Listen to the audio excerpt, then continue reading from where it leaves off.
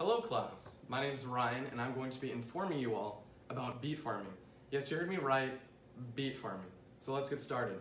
Before and during ancient Roman times, beets were not used as a food, but as medicine. It was believed that the root of a beet could help cure headaches and toothaches. Beets did not become a popular international food item until French chefs discovered its delicacy in the 1800s. Today though, beets are a very underappreciated vegetable. But I've always grown up wondering about the mysteriousness that is a beet. I was intrigued by beet farming after watching the very popular TV show The Office many times. This inspired me to talk about beets, but more specifically, how to plant, harvest, and store them.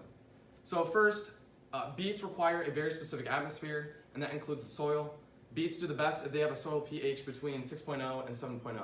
Also, the seed of a beet needs to be planted half of an inch into the soil and 2 inches apart from another.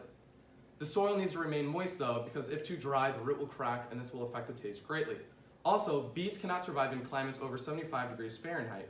So in areas such as this in South Carolina, they would not do well. They'd probably die. Next, harvesting is the most important part of the agricultural process. Beets take about 50 to 70 days to fully mature. But the main way to harvest a beet is by directly pulling it out of the ground.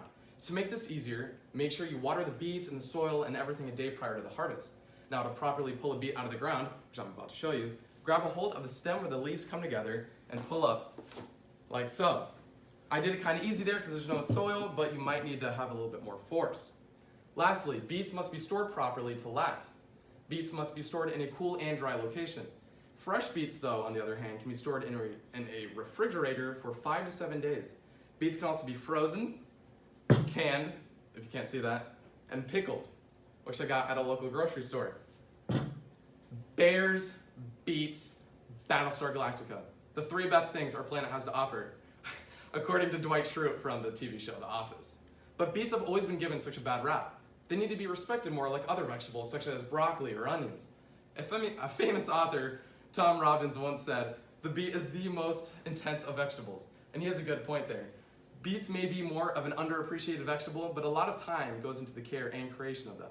Many do forget about beet farmers and don't give them enough credit, such as Dwight Schrute, because they forget about the majestic vegetable.